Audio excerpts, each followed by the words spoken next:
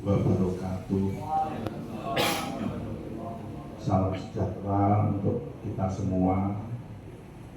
Yang saya hormati Bapak Kanit Presiden Polres Bojonegoro Pak Arif, yang saya hormati Pak Saiful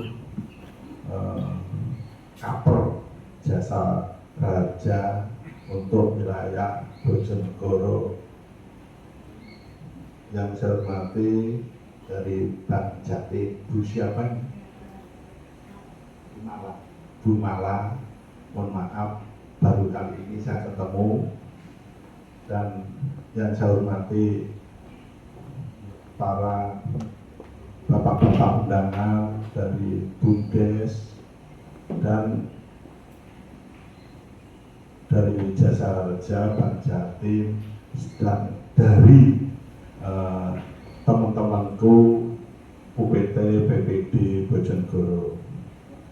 Saya mengaturkan terima kasih atas kerawahannya. Sengaja pada pagi ini menjelang siang, tadi mestinya undangannya jam 9, itu saya mengundang Bapak Ibu semuanya, mengingat PKB pendapatan pajak kendaraan bermotor di Bojonegoro ini merosot, turun, intinya turun sedikit dibandingkan tahun yang lalu pada periode yang sama. Makanya ini nanti setelah ada pencerahan dari Bapak Kanit Presiden, dari Bapak Jasa Raja, dan dari Bank Jatim, serta nanti yang dari tuan rumah sendiri yang nanti akan dijelaskan tentang pajak itu untuk apa, dasarnya mau pajak itu apa, dan lain sebagainya.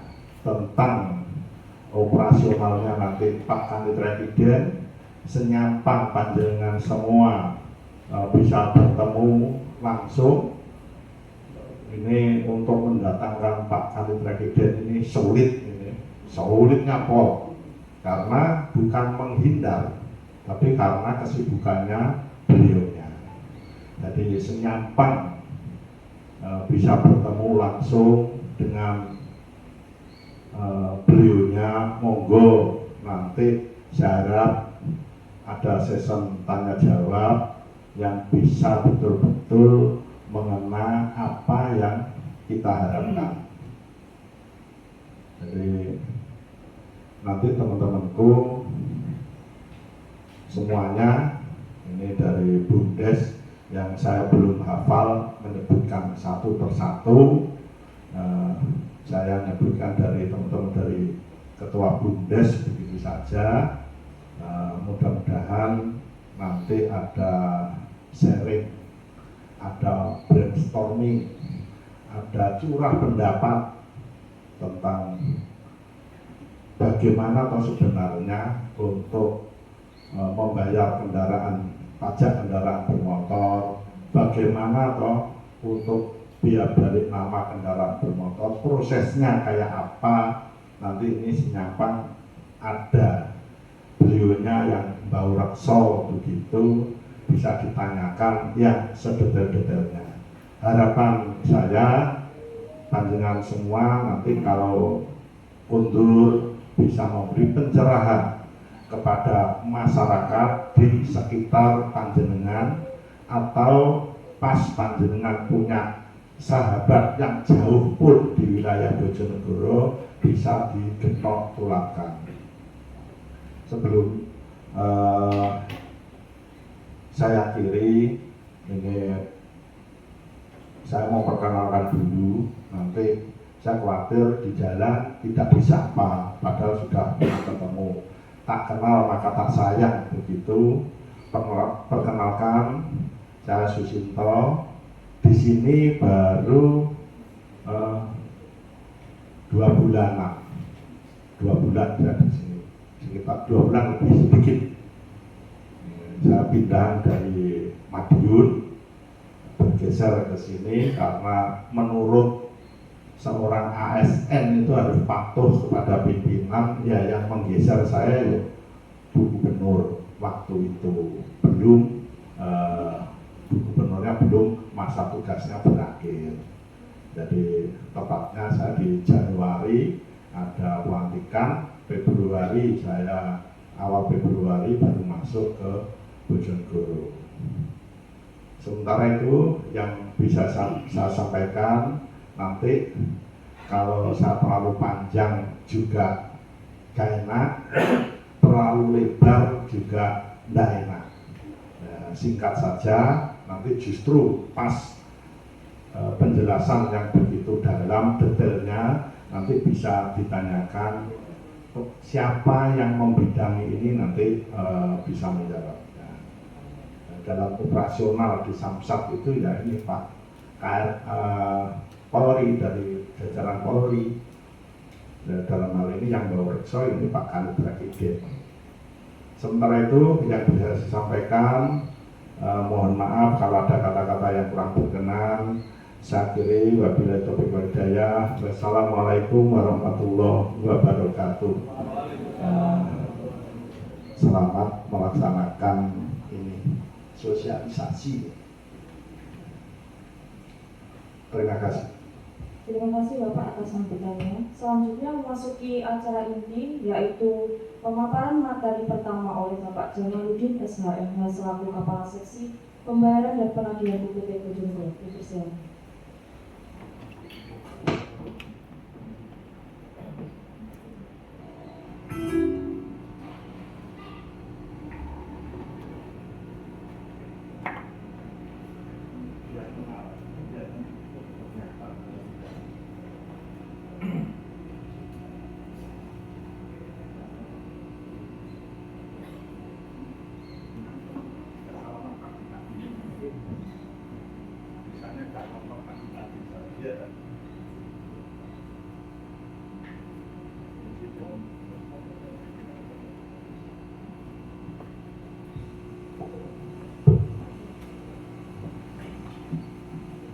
Assalamualaikum warahmatullahi wabarakatuh. Sebelumnya saya mohon izin perkenalkan dulu, saya Jamal Pak, asli Sulawesi Makassar. Oke? Jadi nggak usah lagi tanya kok omongannya kakok, itu ya. Baik Bapak Ibu, yang saya hormati Bapak Kasal Lantas Polres Bojonegoro atau yang mewakili Bapak Arif, terima kasih Pak. Yang kami hormati Bapak Kepala Cabang Jasara Harja di Bojonegoro, yang kami hormati Kepala Banjatim atau yang mewakili Kepala Bumdes se-Kabupaten Bojonegoro. Bapak Ibu semua yang kami hormati, mungkin pertama-tama yang kami ingin menyampaikan dulu pertama kali terkait dengan Samsat Pak. Ini kan pembayaran sosialisasi pajak kendaraan bermotor. Sebelumnya mungkin saya bisa menjelaskan bahwa Samsat itu adalah sistem administrasi di bawah satu atap. Jadi sistem administrasi di bawah satu atap, di sana ada tiga instansi.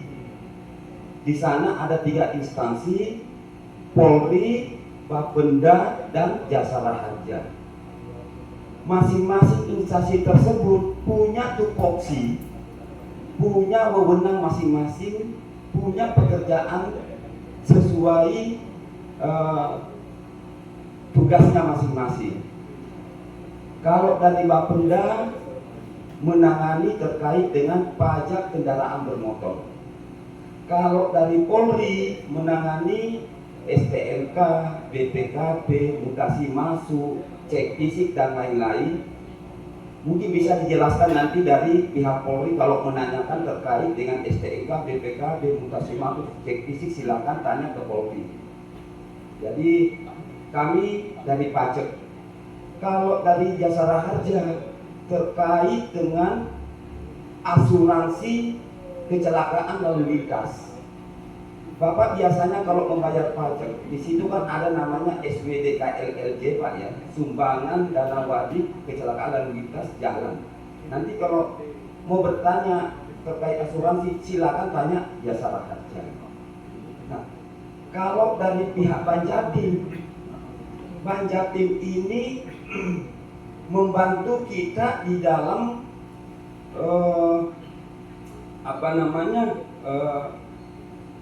penyetoran pajak. Jadi pajak di Samsat itu disetor ke Banjatim, dan Banjatim juga mengadakan pelayanan di kerjasama dengan Bumdes. Mungkin ada Bumdes yang belum kerjasama dalam pembayaran pajak. Nanti bisa ditanyakan ke Banjatim, aplikasinya itu bagaimana, prosedurnya bagaimana, terus berapa modalnya, seperti itu. Karena ada beberapa Bumdes kerjasama dengan Banjatim, Bank BTN, dan kantor pos. Jadi saya menyampaikan di sini inti-intinya saja bahwa terkait dengan pembayaran pajak di Bumdes, di Indomaret, dan lain-lain, itu persyaratannya sama. STNK asli, BPKB asli, itu sama. Jadi nggak usah lagi dipertanyakan apakah beda persyaratannya, itu sama, sesuai dengan prosedur.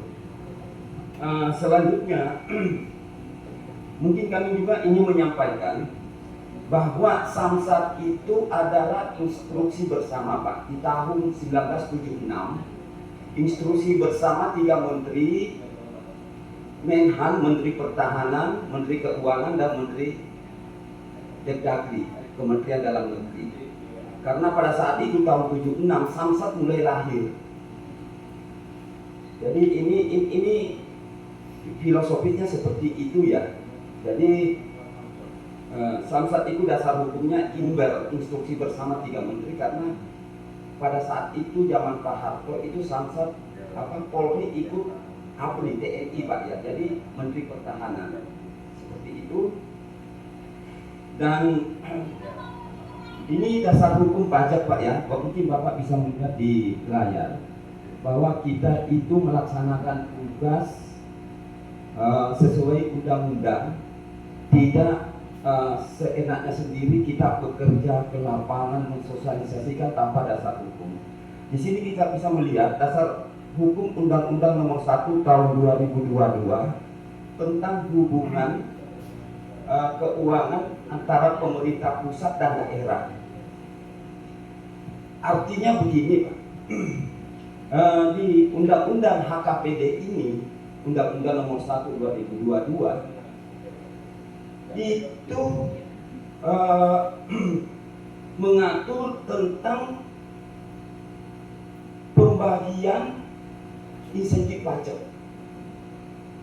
Karena pajak kendaraan bermotor ini merupakan adalah pajak provinsi Pak.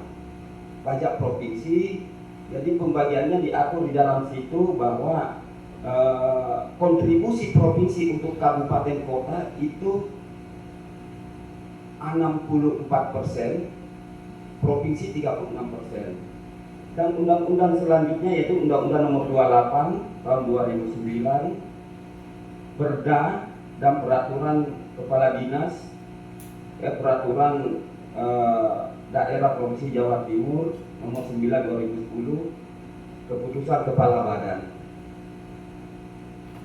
Jadi mungkin saya bisa menjelaskan dasar hukum itu harus mulai dari atas Pak, undang-undang, perda, pergub, kepala badan. Jadi semua undang-undang diatur tidak bisa bertabrakan dengan undang-undang yang lebih tinggi. Lanjut. Nah ini Pak, Bapak bisa melihat jenis pajak ini pajak pusat Pak. Pajak pusat yang ditangani pusat Jakarta yang ada perwakilan di setiap provinsi, kabupaten, kota, yaitu pajak penghasilan, pajak pertambahan nilai, pajak penjualan atas barang mewah, bea materai, pajak bumi dan bangunan di sektor perkebunan. Ini Bapenda nggak menangani nih. Ini PPH, PPN di kantor pajak Pratama yang pojok di depan itu, Pak.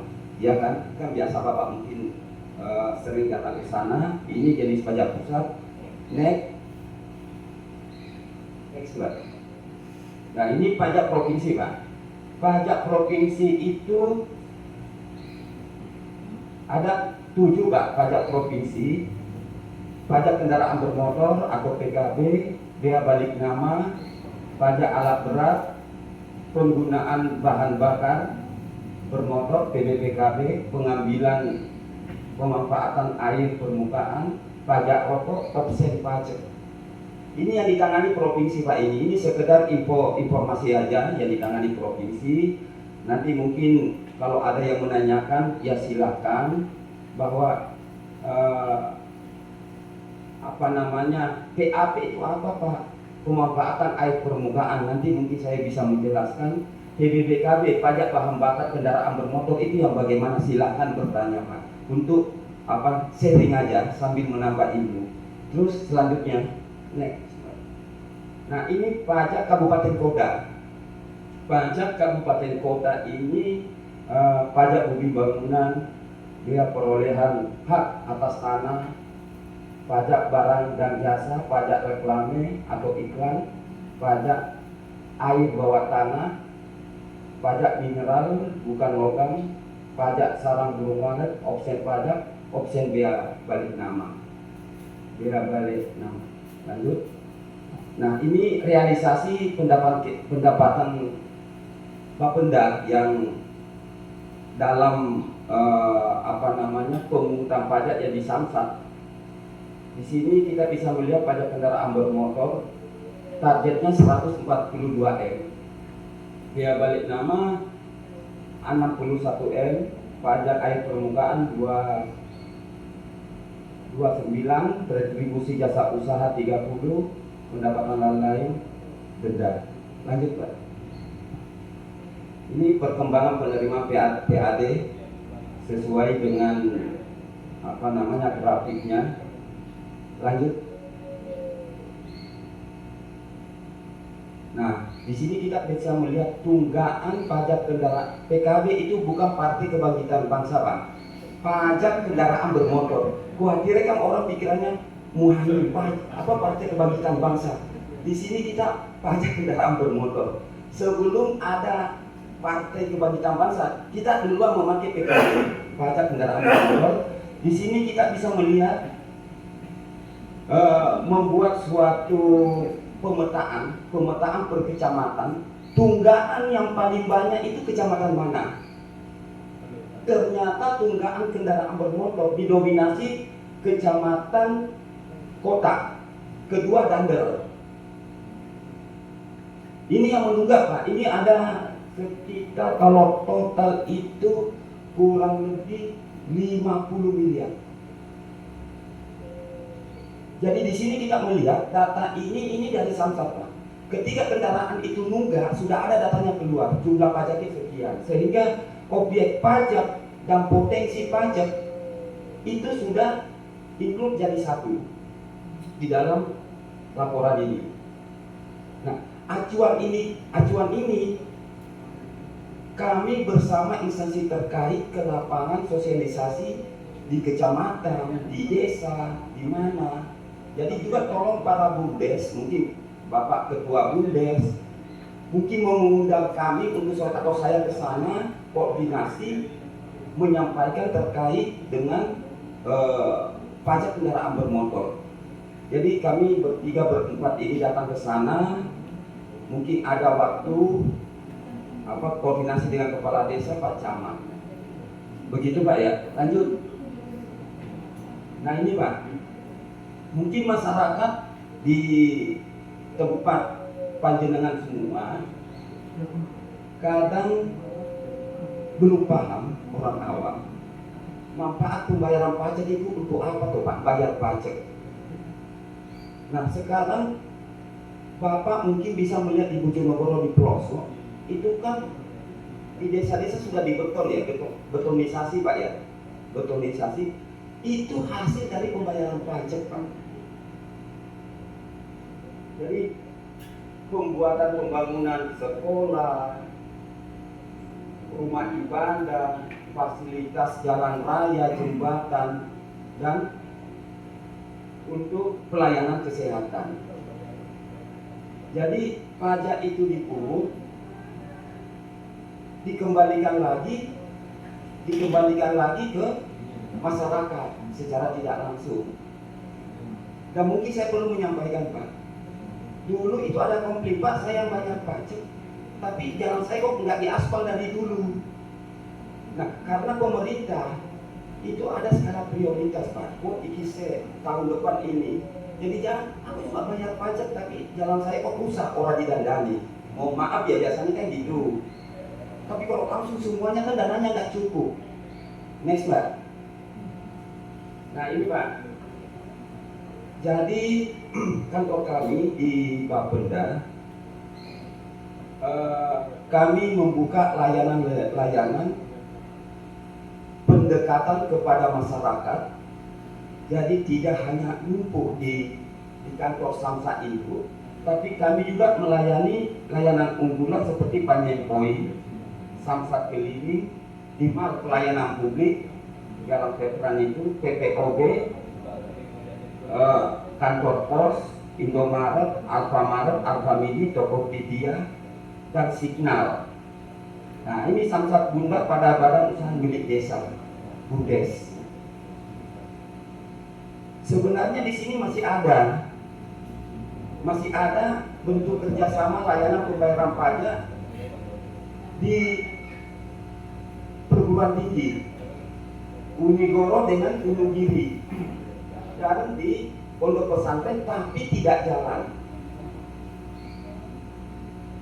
Hampir 1 bulan itu tidak ada yang bayar. Nah, sehingga kita mengevaluasi ini tidak jalan ini karena apa? Yaitu apa kurang sosialisasi di medsos atau bagaimana? Yaitu. Nah, Bapak Ibu diundang ke sini dari BUMDes. Itu tujuannya mungkin kalau Bapak mau bekerja sama untuk pembayaran pajak, kebetulan ada dari pihak Banjartim. Nanti Banjartim bisa menjelaskan prosedurnya bagaimana sehingga bisa melayani pajak kendaraan bermotor. Mungkin ada ketua BUMDes dari Kandangan Terucu Pak? Belum datang ya. Nah, satu-satunya BUMDes di luar kerjasama dari Banjartim dengan kantor pos itu BUMDes Terucu Kandangan, Pak Taufik. Beliaunya itu dulu Pak. Itu aplikasinya bekerja sama dengan Bank BTN kalau nggak salah. Jadi kalau mau kerjasama itu tidak serta-merta gitu Pak. Ada dari Surabaya masang aplikasi, memasang macam-macam lah seperti itu. Jadi seperti Indomaret Pak. Seperti Indomaret, pembayaran pajak sana ada dikenakan biaya administrasi 6.000. Kalau di BUMDes itu 5.000. Administrasi untuk BUMDes sendiri, katakanlah bayar pajak 150, ada tambahan 5.000 untuk operasional BUMDes. Jadi seperti itu Pak ya. Dan mungkin juga saya tak lupa menjelaskan sedikit di sini, sekedar sharing aja. Pajak itu pada intinya ada 2 jenis Pak ya. 2 jenis, self assessment dengan official assessment.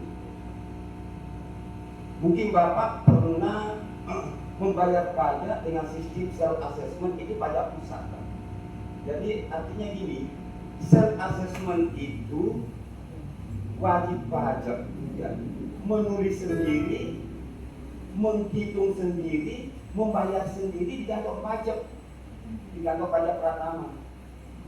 Kalau di Samsat itu namanya official assessment.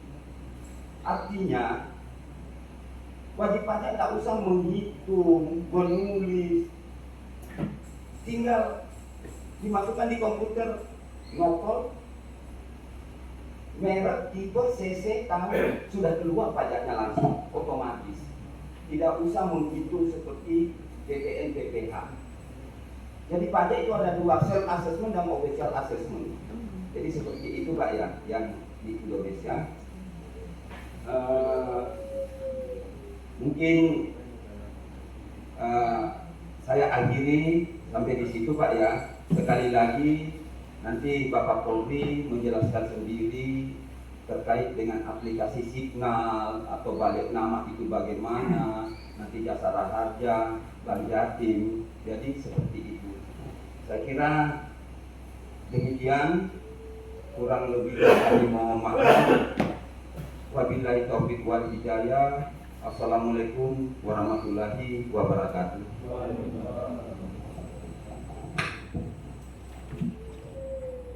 Terima kasih Pak Jamal untuk pemaparannya. Selanjutnya pemaparan materi kedua oleh Bapak Ibda Al-Iskandar. Silakan.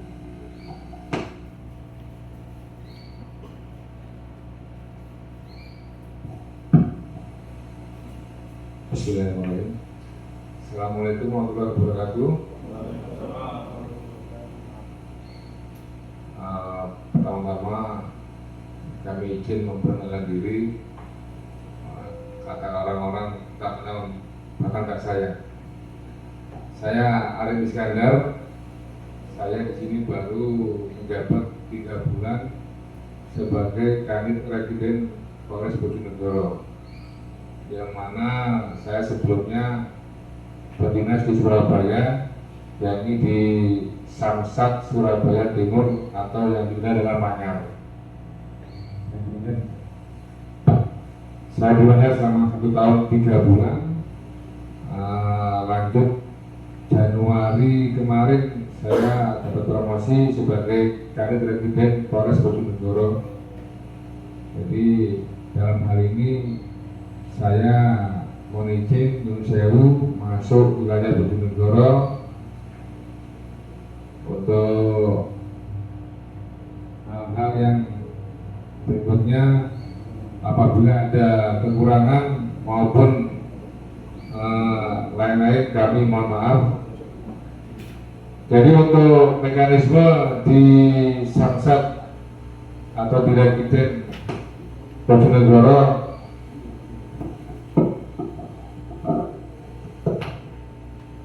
untuk mekanisme mungkin nggak jauh beda dari yang dipaparkan dengan Pak Jamaluddin.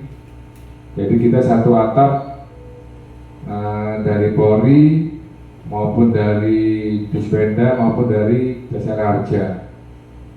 Jadi nggak jauh beda, cuma untuk mekanismenya kita memang diimbangkan masalah identifikasi maupun registrasi awal, yang mana untuk administrasi kita emang betul-betul detail masalah kendaraan, karena pernah kejadian. Jadi pernah kejadian, jadi ada seorang wajib pajak itu membeli kendaraan lewat online. Jadi saran saya kalau emang beli online harus dengan detail betul. Kalau bisa kita cek nopolnya terlebih dahulu, cek nopol, cek nomor mesin, nomor kendaraan, nomor rangka. Kejadian waktu dia beli jadi sesuai untuk nopolnya, noka, nosim sama dengan BPKB. Ternyata di bawah nosim itu ada perubahan, jadi ada kedirikan baru yang mana yang penjual ini menjualnya ini dengan harga jauh dari angka yang sebenarnya. Jadi semisal harga tersebut kendaraan dengan jumlah nominal 12 sekian, dia menjual agak miring dalam artian 8 sekian. Nah, setelah dicek untuk registrasi ulang atau cek fisik awal, karena mati pajak atau platnya ganti SNK, jadi dicek ulang, kita register, kita cek fisik, data valid, ternyata kendaraan yang dijual itu bukan speknya, jadi lain dari kendaraan tersebut. Jadi mau nggak mau kita datakan, kita sita kendaraan, kita proses. Oke, itu yang paling awal untuk registrasi masalah cek fisik kendaraan. Kita makanya apa? Dari pihak Polri benar-benar mencek lebih detail betul. Jadi masalah blokir, masalah lapor jual itu sudah tertera dengan kita maupun dari pihak Dispenda. Lanjut Mas. Oke, yang berikutnya dalam pelaksanaan tugas Regiden, yang pertama pembinaan, pengendalian, dan pengawasan administrasi. Ya, tadi yang saya awal bilang, registrasi kendaraan, identifikasi, dan atau SIM pengemudi. Dokumennya mulai dari SNK, BPKB, KTP, kepemilikan. Walaupun itu bukan atas nama kendaraan, bisa dibuatkan surat kuasa, atau yang punya sudah sepuh atau nggak bisa keluar, minimal pakai surat kuasa. Lanjut Mas.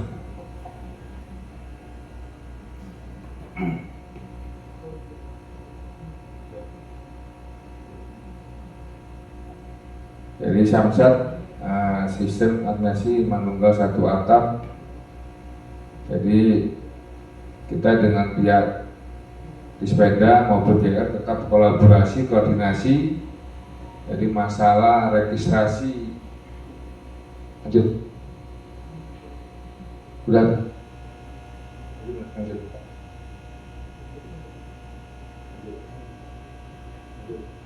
Tadi Mas. Yang pilot point Mas. Nah ini kita di sini ada sistem pelayanan, ada, jadi untuk rekan-rekan Bumdes mungkin nggak jauh-jauh untuk masalah pengurusan tahunan. Jadi kalau rumahnya di Gedung Adem nggak perlu ke sini ke kota, cukup ada di Gedung Adem juga ada, di mall juga ada, Padangan juga ada. Dan Samsat keliling itu tiap harinya kita mobile di mall-mall atau di kantor desa. Jadi nggak perlu jauh-jauh untuk pembayaran pajak tahunan, kecuali kalau 5 tahunan kita arahkan ke Samsat itu di kota Bojonegoro. Lanjut Mas. Tadi saya ini yang untuk awalnya, awal alur proses mekanisme untuk pelayanan dari Samsat. Yang pertama kita datangkan kendaraan, lanjut registrasi, cek fisik. Nanti apabila ada lapor jual untuk kendaraan tersebut, langsung kita arahkan balik nama. Kalau emang itu dia mau membayar pajak progresif. Bapak paham ya? Progresif paham ya? Jadi progresif itu Bapak satu kakak punya 2 lebih dari 1 kendaraan. Nah, mending kita pisah kakak, jadi kita punya kendaraan sendiri atau satu keluarga ini dipisah kakaknya. Jadi biar nggak kena pajak progresif.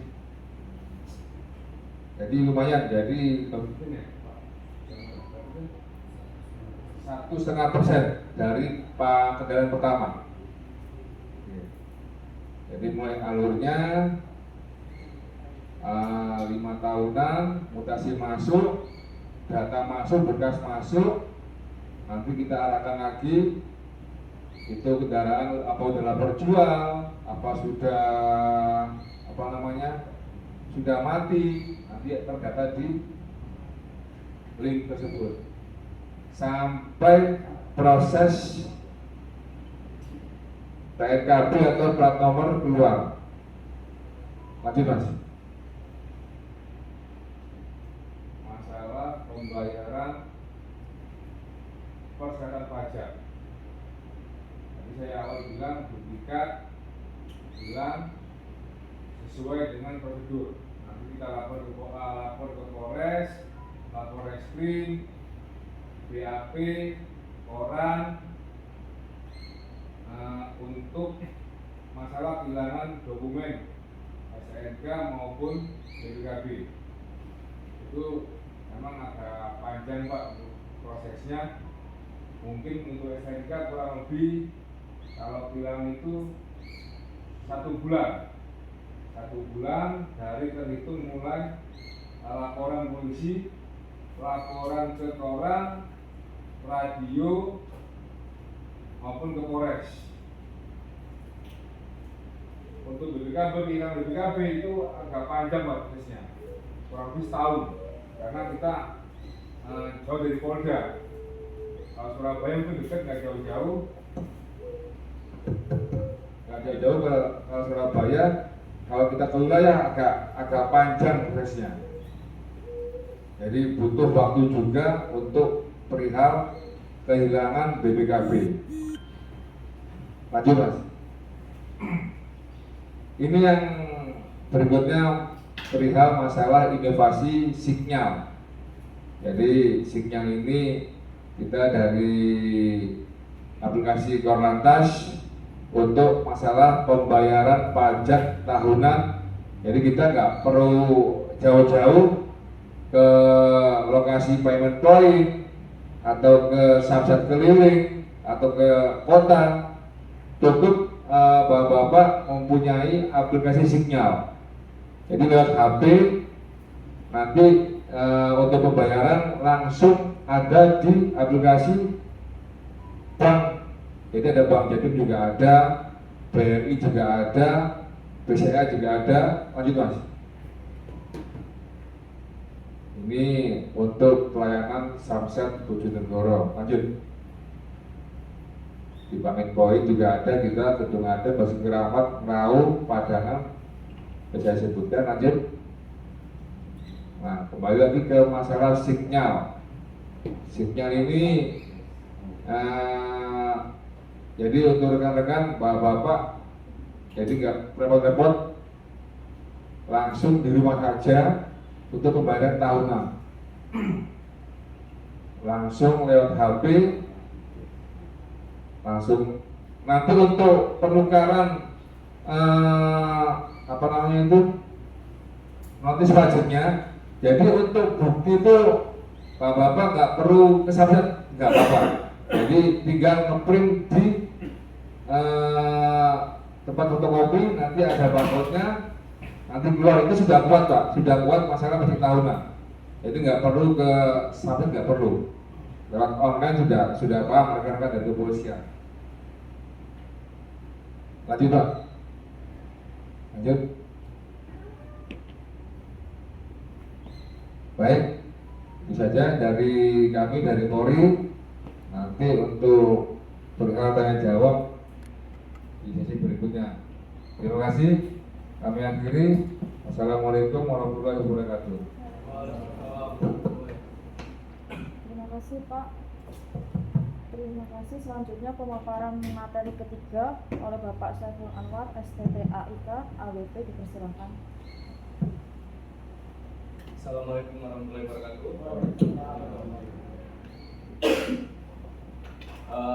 Pertama saya memperkenalkan diri dulu. Nama saya Saiful Anwar. Saya di Bojonegoro baru 1 bulan, per akhir Maret. Sebelumnya saya di kantor pusat di Jakarta. Di sini saya akan menjelaskan sedikit tentang jasa raja. Mungkin Bapak Ibu di sini sudah tahu lah jasa raja gitu ya.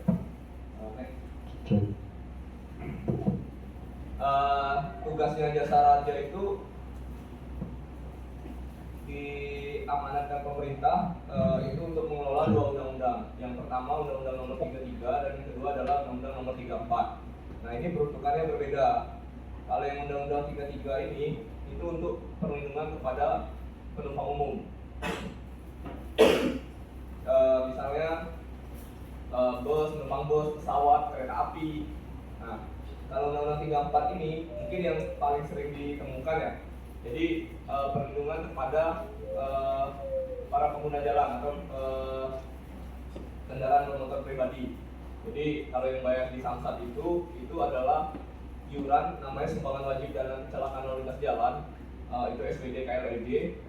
Itu yang untuk Undang-Undang Nomor 34. Kalau yang Undang-Undang 33 ini ketika Bapak Ibu membeli tiket angkutan umum.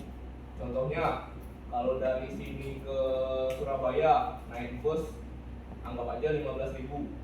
Itu preminya jasa raja untuk setiap penumpang itu Rp60. Jadi dari 15.000 itu harus disetorkan kepada jasa raja itu Rp60 dari pihak PO bus atau pengusahanya. Memang faktanya sih tidak semua PO yang tertib ya untuk membayarkan iuran wajib itu. Padahal itu sebenarnya bukan uangnya dari si PO, tapi itu adalah uangnya dari penumpang yang dititipkan melalui pengusaha atau PO untuk disetorkan kepada jasa raja. Nah nanti mereka baru bayar kalau terjadi eksiden. Ya. Kalau Undang-Undang 34 ini itu yang di belakangnya STNK itu di notis ada tulisan SPD KLRD. Ini tarifnya beragam tergantung jenis kendaraan. Jadi yang paling mahal itu truk itu 163.000 satu tahun. Kalau yang sepeda motor yang umum itu 35.000. Nah ini penentuan tarif ini ditentukan berdasarkan Permenku. Jadi ada nomor 15 dan nomor 16. Termasuk juga di dalamnya adalah nilai santunannya. Jadi untuk meninggal dunia itu 50 juta, untuk biaya rawatan itu luka-luka maksimal 20 juta. Nah di sini ada juga biaya P3K itu maksimal 1 juta. Untuk cacat tetap maksimalnya adalah 50 juta. Nah jika tidak punya ahli waris itu nilai santunannya adalah diberikan 4 juta kepada penyelenggara yang melakukan penguburan atau pemakaman. Nah nanti untuk detailnya ahli waris seperti apa akan ada di slide selanjutnya.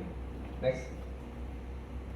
Nah mungkin Bapak Ibu pernah dengar atau pernah dengar lah ada kisru-kisru. Oh ini kalau kecelakaan BPJS nggak mau tanggung nih. Harusnya jasa raja harus ada laporan polisi. Jadi mekanisme penjaminan ini diatur melalui Peraturan Menteri Keuangan Nomor 141. Di sana itu diatur kecelakaan lalu lintas itu yang pertama adalah jasa raja. Apabila biaya rawatannya itu melebihi dari plafon jasa raja, misalkan plafon jasa raja 20 juta, biaya rawatannya 30 juta. Nah 10 jutanya baru di take over sama BPJS. Kalau BPJS nggak punya BPJS, misalkan anggota Jamsostek, BP Jamsostek itu akan di take over oleh BP Jamsostek. Nah kalau untuk kecelakaan yang tidak dijamin jasa raja, contoh kecelakaan tunggal kendaraan pribadi yang nabrak pohon misal, nah itu langsung di take over oleh BPJS. Jadi mekanisme penjaminan itu diatur melalui Permenku 141. Nah ini jenis kecelakaan apa saja sih yang dijamin sama tidak dijamin oleh jasa raja. Jadi kalau yang pertama kecelakaan 2 atau lebih kendaraan bermotor resmi, motor sama motor, motor sama mobil, motor nabrak truk parkir, itu di cover selama pertama tidak dalam pengaruh minuman keras. Nah, yang kedua tidak sedang melakukan tindak pidana, misalkan jambret nih, habis jambret lari dikejar kecelakaan, nah itu tidak bisa di cover oleh jasa raja. Yang ketiga kebut-kebutan balapan, nah itu tidak di cover oleh jasa raja. Kemudian kalau sepeda motor sama mobil, mobilnya rusak, nah kendaraannya nggak di cover. Yang di cover itu adalah body injury-nya saja, luka, cedera badan atau nyawa. Nah kemudian kecelakaan tunggal ini ada yang di cover, ada yang enggak. Yang tidak di cover ini kecelakaan tunggal kendaraan pribadi. Yang di cover itu kecelakaan tunggal angkutan umum. Kenapa kecelakaan tunggal kendaraan pribadi tidak di cover? Kan saya bayar juga Pak di Samsat. Jadi misalkan contohnya saya punya sepeda motor saya nabrak pejalan kaki. Pejalan kakinya dapat santunan nggak dari jasa raja menurut Bapak atau Ibu? Pejalan kaki nggak pernah bayar pajak, Pak. Di cover. Kenapa di cover? Pajak yang saya bayar atau premi jasa raja yang saya bayar di Samsat itu bukan untuk saya, tapi untuk apabila kendaraan saya itu mengalami eksiden sama orang lain. Jadi itu sifatnya, bahasa gampangnya itu subsidi silang. Kalau bahasa asuransinya tanggung jawab pihak ketiga. Jadi yang saya bayar itu bukan buat saya, tapi buat apabila saya menabrak orang. Nah, kalau dia dua kendaraan bermotor kan sama-sama bayar. Kalau subsidi silang sama-sama dapat. Nah, kalau pernah dengar kasus Vanessa Angel, ya tidak di cover karena kendaraan bermotor pribadi. Kalau yang di cover ini mungkin pada saat setelah Lebaran ya, bus yang di Tol Batang. Nah, itu kecelakaan tunggal tapi angkutan umum. Karena si penumpang ini tadi ketika naik angkutan umum sudah membayar ongkos, di ongkos itu ada preminya jasa raja, otomatis itu akan di cover sama jasa raja. Apakah supirnya di cover juga? Termasuk supirnya. Bagaimana jika si supir dalam pengaruh minuman keras kecelakaan? Di cover nggak menurut Bapak Ibu si penumpangnya? Tetap di cover, penumpangnya nggak salah. Tapi si supir yang tidak di cover. Jadi pesawat di cover kecuali penerbangan luar negeri. Jadi dari Indonesia dulu pernah ada kecelakaan Air Asia Surabaya Singapura. Itu tidak bisa di cover oleh jasa raja. Kenapa? Karena mereka tidak ada kewajiban membayarkan premi di Indonesia. Asuransinya ada di luar negeri. Jadi itu tidak di cover. Kalau yang penerbangan di dalam negeri itu semua di cover. Nah, kalau di Bojonegoro ini di daerah kan banyak tambangan ya Pak. Nah, tambangan itu kalau terjadi eksiden kira-kira di cover nggak sama jasa raja menurut Bapak atau Ibu?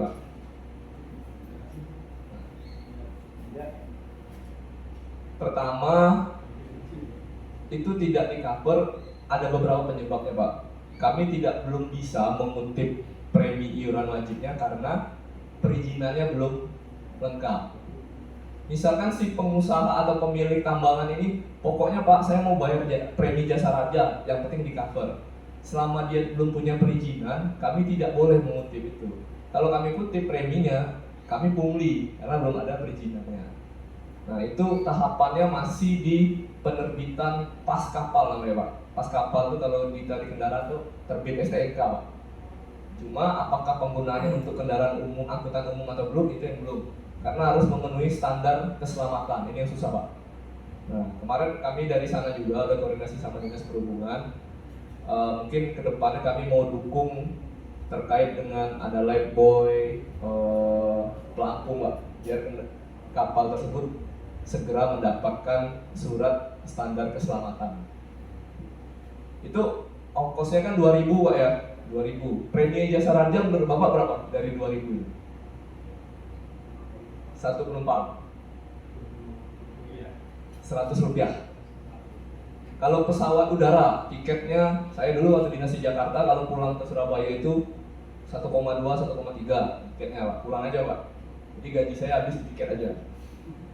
Kalau karena rumah saya di Surabaya ya. Nah itu premi jasa raja 5.000 rupiah.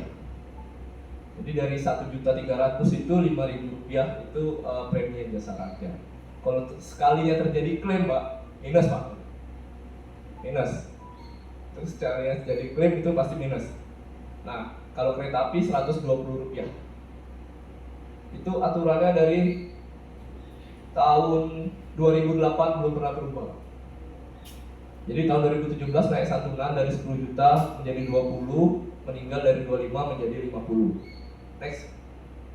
Nah, ini pihak yang berhak mendapatkan santunan. Kalau meninggal dunia itu runtutan ya sesuai dengan undang-undang itu ada janda atau duda yang sah. Kalau nggak ada, anak yang sah. Kalau nggak ada, baru orang tua. Kalau nggak ada juga semua, itu cuma diberikan santunan penguburan.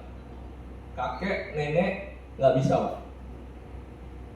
Anak angkat sama orang tua angkat bisa nggak menurut bapak-bapak?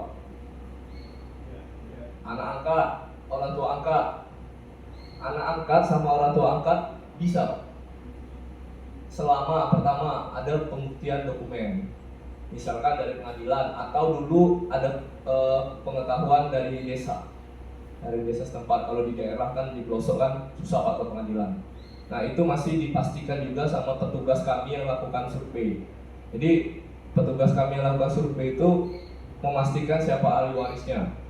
Nah, bagaimana kalau misalkan istrinya ada 2 atau 3, Pak? Nah, itu kan apakah dikasih istri pertama atau istri kedua atau istri ketiga? Di Surabaya saya pernah menangani satu kasus. Korban ini pekerjaannya adalah seorang sales obat. Kecelakaan, ditabrak mobil, meninggal dunia. Istrinya yang pertama ada di Solo. Istri pertama itu sudah ditinggalkan, tapi dia dicerai ya Pak ya. Sejak anaknya umur 3 tahun. Pada saat itu anaknya sudah umur 25 tahun. Berarti ditinggalkan udah sekitar 20 tahun. Tidak dicerai, ditinggalkan aja. Istri kedua ada di Tasikmalaya. Istri ketiga ada di Bandung. Istri keempat ada di Surabaya. Langkah pertama kami adalah memastikan istri ini statusnya apakah nikah secara agama atau memang sah secara hukum. Setelah dipastikan semuanya sah Pak secara hukum, dan semuanya mendapatkan izin dari istri-istri sebelumnya. Istri pertama bilang, jasa raja harus bayar ke kami, ke saya, karena saya sudah tidak dinafkahi 20 tahun. Istri kedua bilang, saya punya tanggungan anak kecil. Istri keempat bilang, anak saya masih usia 6 bulan. Nah, itu kan bingung Pak. Kalau kita serahkan ke istri pertama, salah, karena yang lain sah. Jadi kami kumpulkan jadi satu Pak istrinya. Jadi satu, silakan berembuk, yang ditunjuk siapa untuk menerima santunan. Setelah ada kesepakatan bersama, itu kalau kami bayarkan. Nanti setelah itu mereka mau bagi rata atau seperti apa silakan. 1 bulan baru selesai. Padahal service level agreement kami itu kalau untuk membayar santunan meninggal dunia itu paling lama 2 hari harus sudah diserahkan. Itu 1 bulan. Karena nggak sepakat, semua tidak sepakat. Jadi istri pertama itu ada surat persetujuan untuk menikah lagi. Ini kan tanda tangan ibu, iya, tapi saya nggak baca isinya. Gitu. Itu ada kasus-kasus seperti itu. Begitu juga dengan anak. Apabila anaknya lebih dari 1, itu harus ada kesepakatan dari semua anaknya. Itu santunan yang menerima siapa. Karena kami nggak mungkin, karena pembayaran yang melalui transfer nggak mungkin kami pecah-pecah. Nah, begitu juga dengan orang tua. Bagaimana dengan orang tua? Apabila si bapak dan si ibu sudah bercerai, anaknya meninggal, siapa yang menerima? Bapak apa ibu? Sama halnya Pak, harus ada kesepakatan dari kedua orang tua. Nah, jadi kadang-kadang Pak, di keluarga korban tuh nggak tahu Pak kalau si korban ini punya istri lebih dari 1. Setelah orang jasa raja ini survei masuk ke sana kemari, jadi ketahuan Pak. Jadi ikut campur urusan keluarga Pak. Karena kami harus memastikan agar santunannya tidak keliru. Kalau keliru kan bisa berimplikasi ke hukum Pak. Kedepannya tiba-tiba muncul ahli waris yang satunya itu kan akan menjadi masalah di kemudian hari Pak. Nah, kalau untuk korban luka-luka, sistem yang kami banyak lakukan sekarang adalah namanya sistem overbooking. Jadi ketika korban kecelakaan, biayanya langsung dibayarkan ke rumah sakitnya langsung. Pertanyaannya, kalau misalkan si korban ini udah terlanjur bayar sendiri gimana Pak? Itu bisa mengklaim ke jasa raja. nanti akan digantikan biayanya sesuai dengan batas maksimal plafon. Nah, kendalanya kalau dengan sistem overbooking, rumah sakit ini banyak yang nakal, Pak. Korban nggak operasi, nagih ke jasa raja operasi, Pak. Karena di kami nggak mengenal kelas kamar. Jadi pokoknya jatah si korban adalah maksimal 20 juta. Mau ditaruh di VIP, mau ditaruh di VVIP, mau ditaruh di kelas berapa terserah. Jatah Anda sekian. Kadang pasien itu nggak harus rawat inap, Pak. Cuma lecet aja sama rumah sakit pokoknya harus nginap. Pokoknya nginap. Pas kami kunjungi, ini ibu cederanya apa, Bu? Saya juga bingung, Mas. Katanya harus observasi 3 hari. Jadi ada rumah sakit yang seperti itu, ada juga melakukan penagihan biaya ambulan ke jasa raja. Padahal korban itu datangnya mungkin diantarkan Pak Polisi, tapi nantinya biaya ambulan, Pak. Nah, jadi masih ada fraud-fraud seperti itu yang mungkin masih menjadi perhatian kami gitu. Next. Nah ini mayoritas itu penyebab kecelakaannya adalah sepeda motor, Pak. Mayoritas. Jadi kalau di Indonesia ini kan, Pak, bisa naik motor dulu baru berniat untuk bikin SIM. Ya. Next. Ini dampak ekonomi akibat kecelakaan lalu lintas. Rata-rata yang meninggal itu adalah kepala keluarga, Pak. Santunan jasa raja senilai 50 juta itu bertahan berapa lama sih, Pak? Nggak bertahan lama gitu. Jadi dampaknya sangat signifikan terkait dengan ekonomi keluarga. Nah, kami sekarang sedang menggalakkan di kami itu ada namanya TJSL, Pak, tanggung jawab sosial lingkungan. Jadi janda-janda korban kecelakaan itu kami berikan pelatihan agar mereka punya kemampuan ini untuk berwirausaha. Nah, kedepannya akan diwacanakan, akan diberikan seperti pinjaman. Jadi misalkan mereka bisa usaha kue atau apa itu sama jasa raja akan ditopang lah sementara. Karena kalau cuma sekedar mengandalkan santunan dari jasa raja aja yang senilai 50 juta itu 3 bulan udah selesai. Next. Kalau ini secara nasional itu usia penyumbang tertinggi korban kecelakaan itu adalah 15 sampai 19 tahun.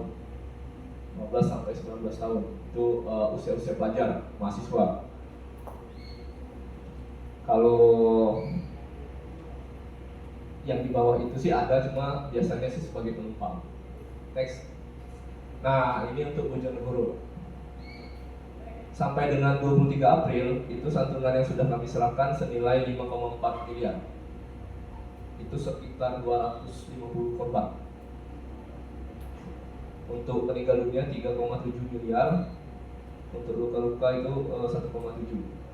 Jenis kelamin korban ya rata-rata laki-laki, 70%.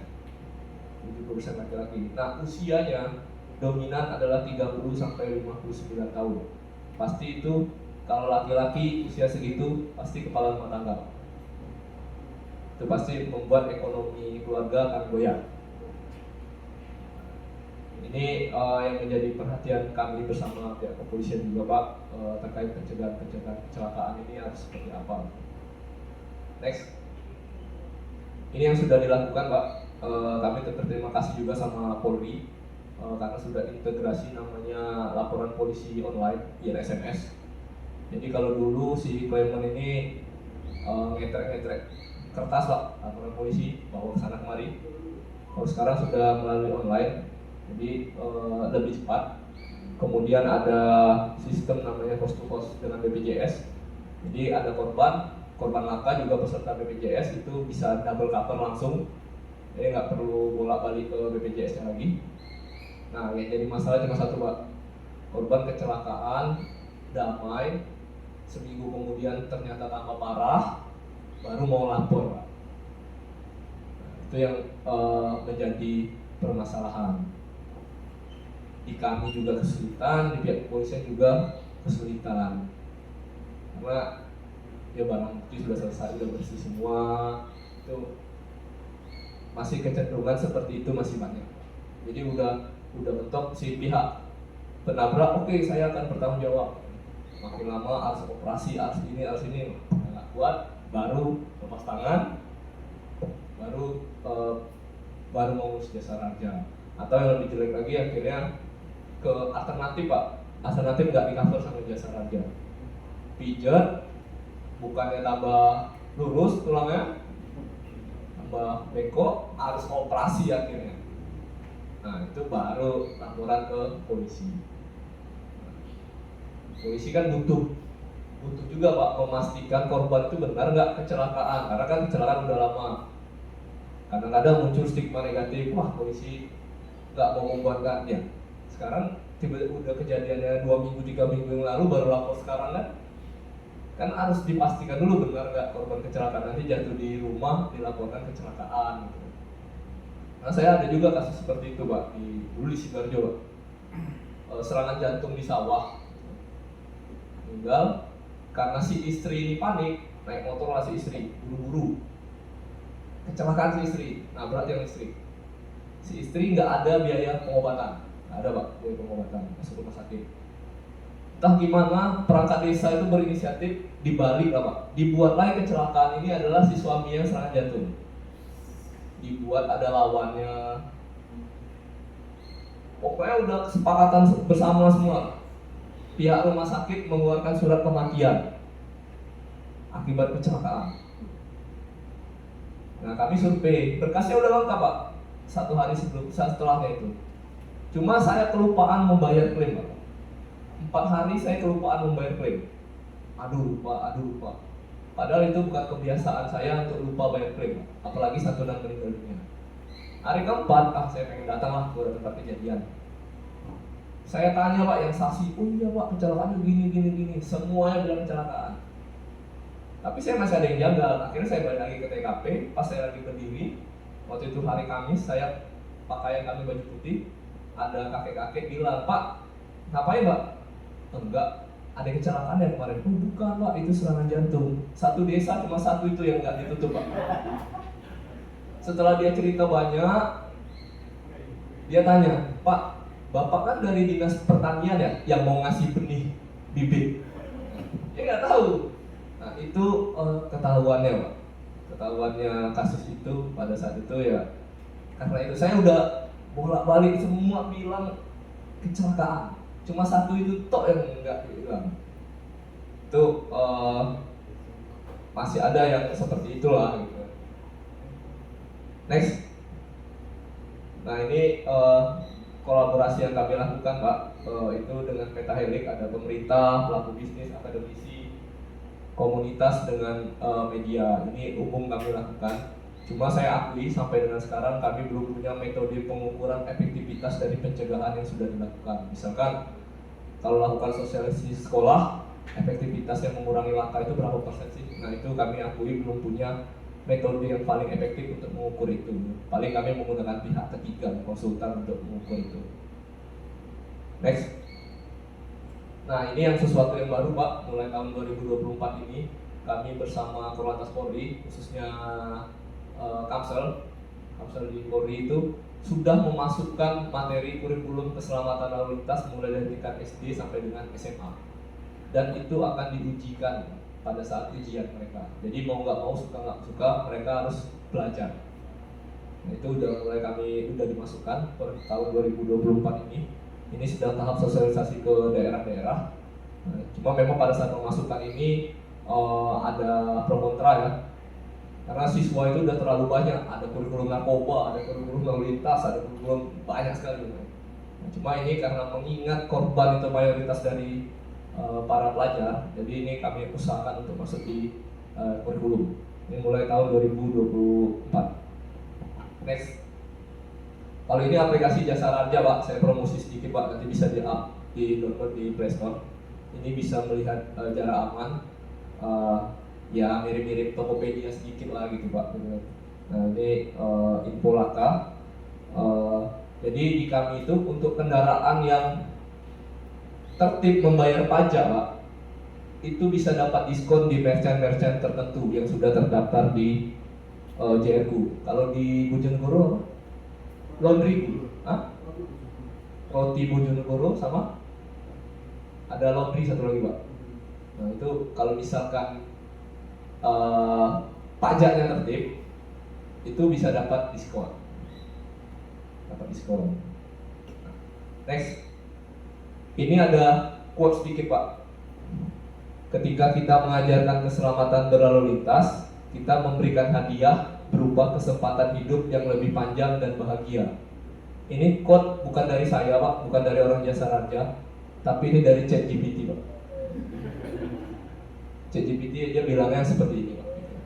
Itu ChatGPT yang bukan manusia gitu, apalagi kita. Jadi harapan saya mungkin bapak-bapak, ibu-ibu bisa menyampaikan ke wilayahnya, ke teman-temannya, dan jika di wilayah bapak-bapak membutuhkan sosialisasi jasa raja, bapak bisa kontak kami. Nanti kami datang ke sana. Ya bawa-bawa merchandise sedikit lah Pak, gimmick-gimmick gitu.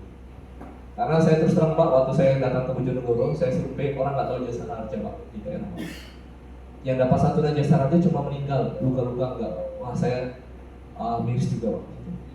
Karena ada haknya korban di sana. Saya nggak mau Pak ketika di akhirat saya ditanya kenapa nggak sampai ke daerah, ada yang nggak tahu. Padahal kan jabatannya kepala perwakilan. Nah, jadi kalau misalkan membutuhkan sosialisasi dan lain-lain, silakan kontak kami Pak, nanti kami akan datang. Boleh offline, boleh online. Kalau online, kami sediakan platformnya. Pokoknya harapan saya semua masyarakat ngerti gitu. Selain tahu jasa raja, tahu juga mekanisme pengajuan klaim, dan yang terpenting bisa tertib lalu lintas. Jangan yang dikenal jasa marga aja Pak. Jasa marga, Pak yang kerja di tol ya Pak, kerja di tol terus. Itu sampai sekarang masih sering Pak tertukar. Kami di Jasa Raja bikin konten media sosial pembedaan jasa raja dan jasa marga. Begitu juga jasa marga, mereka bikin konten media sosial pembedaan jasa raja dan jasa marga. Jadi berbeda jauh. Oh, kami jasa raja ini yang asuransi. Oh, asuransi di tol ya Pak, masih di tol. Jadi harapannya bisa diteruskan ke teman-teman rekan-rekan atau yang ada di wilayah. Ya, kembali lagi kalau butuh sosialisasi bisa hubungi kami Pak. Kantor saya di Jalan Panglima Sudirman, paling gampangnya di samping Pizza Hut. Kalau mau nanya juga, Pak ini bisa asuransi kendaraan bermotor nggak? Ada anak perusahaan kami yang bisa Pak. Nah perusahaan kami namanya Jasa Raja Putra. Itu asuransi hukum. Asuransi hukum itu bisa. Mungkin itu aja penyampaian dari saya. Saya ucapkan terima kasih. Wassalamualaikum warahmatullahi wabarakatuh. Selanjutnya, pemaparan materi keempat oleh narasumber program Banjatim Cabang Bojonegoro, dipersilahkan. Terima kasih. Assalamualaikum warahmatullahi wabarakatuh. Pertama-tama kami perkenalkan dulu. Hari ini kami datang berdua dengan saya Mala dan Mbak Fitri dari Banjatim Cabang Bojonegoro. Baik, seperti yang telah disampaikan oleh Bapak narasumber sebelumnya dari Polri, dari Lantas, bahwa Banjatim di sini berfungsi sebagai penerima pembayaran pajak. Jadi kami yang mengakomodir pembayaran pajak dari wajib pajak di sini. Seperti yang telah Bapak Ibu ketahui bahwa pembayaran pajak di kami selain di Samsat Induk, kami juga ada di beberapa kantor Banjatim yang ada di masing-masing wilayah, yaitu ada di Banjatim Cabang Padangan dan Banjatim Cabang Kedung-Adem. Selain itu juga ada di Samsat Basrah, Samsat yang lama. Nah, pada kesempatan kali ini kami ingin menjelaskan kepanjangan tangan dari Banjatim, yaitu kami saat ini ada namanya Agen Jatim. Agen Jatim sendiri itu nanti akan ada fasilitas pembayaran pajak. Jadi memang untuk saat ini kantor wilayah Banjatim belum ada di setiap desa atau kecamatan. Oleh karena itu Bank Jatim mengembangkan program dan produk namanya Agen Jatim BUMDes. Dan Bapak Ibu yang hadir pada hari ini merupakan perwakilan dari beberapa BUMDes yang ada di Kabupaten Bojonegoro ya Pak ya. Nah, selanjutnya akan dijelaskan oleh Mbak Fitri terkait untuk agen Jatim BUMDes, termasuk dari persyaratannya, kemudian tekniknya seperti apa, nanti akan secara lengkap disampaikan oleh Mbak Fitri. Kepada Mbak Fitri kami persilakan.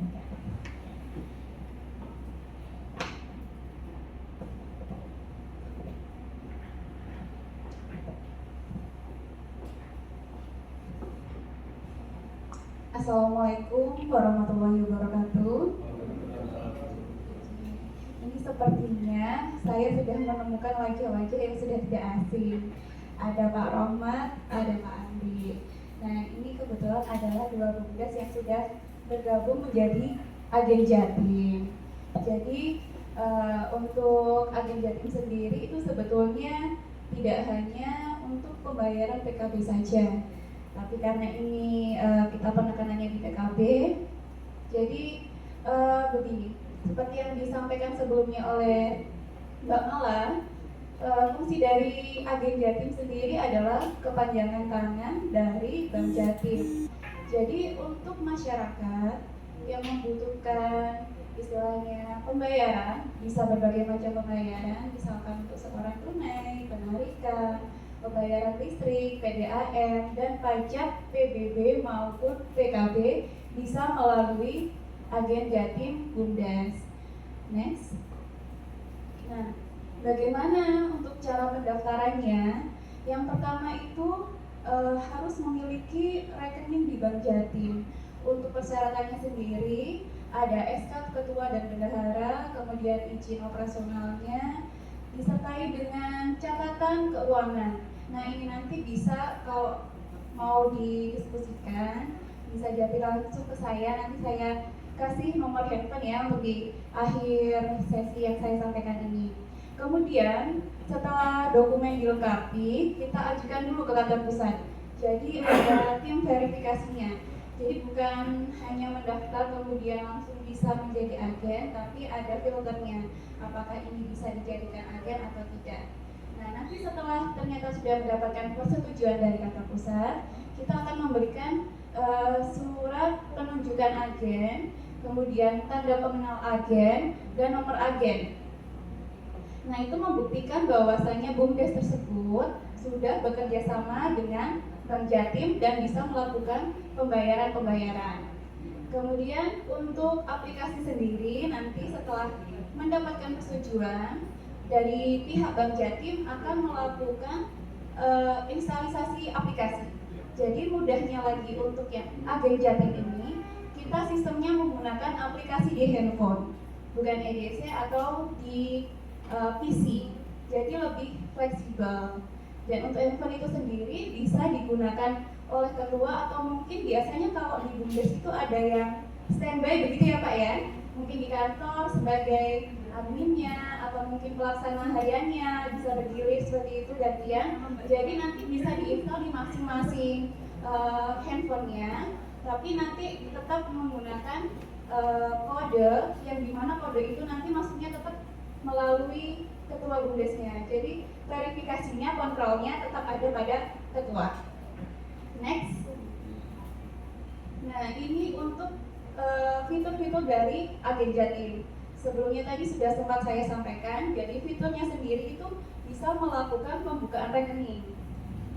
Pembukaan rekeningnya ini nanti tipe rekeningnya berbeda dengan tipe rekening yang dibuka oleh nasabah umum, karena ini untuk khusus tabungan yang dimana masyarakat tersebut, orang tersebut belum pernah memiliki tabungan dalam bentuk apapun di Bank Jatim. Jadi untuk persyaratannya sendiri cukup mudah dengan membawa KTP dan mendatangi agen seperti itu. Nanti tabungannya disebut tabungan laku pandai dengan limit yang tertera. Selain itu nanti bisa tarik tunai, setor tunai, transfer, cek saldo, cek mutasi, pembelian, pembayaran. Nah, di pembayaran ini sendiri, next, nanti bisa termasuk untuk pembayaran pajak PKB. Nah, perlu saya tekankan juga bahwasanya agen yang bisa melakukan pembayaran PKB itu tidak semua agen Jatim.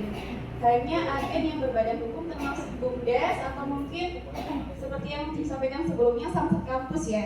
Intinya adalah badan yang memiliki izin dan berbadan hukum. Next. Mungkin bisa langsung yang ke pembayaran PKB ini ya Pak. Jadi untuk pembayaran PKB-nya, pertama wajib pajak menyerahkan KTP dan STNK kepada agen. Kedua, agen melakukan input nopol dan NPK milik wajib pajak. Kemudian akan muncul pada layar sebagai besaran tagihan wajib pajaknya. Tadi juga sempat disampaikan Pak Jamaludin ya Pak, untuk biayanya sebesar Rp5.000. Nah itu ada sharing fee-nya. Jadi nanti ada yang langsung masuk ke rekening BUMDes. Kemudian ketiga, proses pembayaran dilakukan dengan menekan tombol tunai pada aplikasi. Setelah wajib pajak akan memperoleh SMS yang berisi link ETBPKB yang dapat diunduh dan dicetak sebagai tanda bukti pelunasan yang sah. Next. Nah, jadi untuk pembayaran PKB di BUMDes yang di aplikasinya itu nanti bukti bayarnya seperti contoh struk yang di sebelah kanan. Setelah melakukan pembayaran itu ada format SMS. Ya, apabila dalam waktu 1 kali 24 jam wajib pajak belum mendapatkan SMS notifikasi, wajib pajak dapat mengirimkan WA ke nomor tersebut atau ada nomor SMS-nya juga. Kalau di nomor SMS-nya dikirimkannya ke 7070, formatnya itu bukti bayar spasi kode pembayaran. Jadi di struknya itu sudah ada kode pembayarannya. Jadi kalau sudah mendapatkan ETBPKB itu sudah sah, karena di situ sudah ada nomor pengesahan dan penetapan juga, dan itu sudah merupakan dokumen yang ditandatangani secara elektronik. Katakanlah Bapak Ibu tidak mencetak STNK-nya yang asli ke Samsat, bukti ini sudah sah untuk digunakan. Begitu. Next. Nah ini untuk transaksi selain PKB juga bisa digunakan untuk PBB juga. Kebetulan kalau BUMDes itu kan biasanya kerjasamanya pasti dengan pemerintah desa ya. Pemerintah desa juga kan optimalisasi PBB-nya itu kan juga sangat berkaitan dengan ADD dan yang lain-lain. Jadi bisa juga untuk mendorong percepatan pembayaran PBB. Next. Nah ini yang paling penting ya, ini yang paling menarik. Jadi ada sharing fee dari setiap transaksi yang dilakukan. Ini kalau memang mau difoto, nanti mau disampaikan ke pengurus, oh ternyata ini loh manfaatnya. Ini keuntungannya kalau menjadi agen Jatim, seperti itu. Untuk pembayaran PKB tadi sudah disampaikan juga, beban nasabah, beban wajib pajak itu 5.000. Nah, fee agennya sendiri 4.500, kemudian yang 500 adalah fee untuk Bank Jatim. Mungkin sebelumnya tadi saya sudah menyebutkan nama Pak Andi dan Pak Rohmat. Ini bapak-bapak yang lainnya dari BUMDes yang lain, apakah sudah sempat mendengar tentang agen Jatim atau bagaimana? Mungkin belum pernah sama sekali, atau mungkin sosialisasi ini sebetulnya acara rutin ya Pak ya. Saya juga sudah beberapa kali bertemu sama Pak Jamal, sempat di kecamatan juga ya Pak ya waktu itu ya. Kita juga sudah sempat menyampaikan tentang agen Jatim ini. Jadi nanti untuk agen Jatim bisa menghubungi nomor saya, misalkan berminat, Mbak syaratnya yang lengkap apa saja, nanti keuntungannya apa, atau mungkin kalau Mbak ini saya mau ngobrol dulu sama Pak Kades, sama pengurus yang lain, bisa enggak kira-kira sosialisasi datang ke desa, datang ke kantor, itu juga bisa. Mohon izin saya sampaikan nomor handphone saya, boleh disimpan barangkali berkenan. 08123 2649 354 0812 2649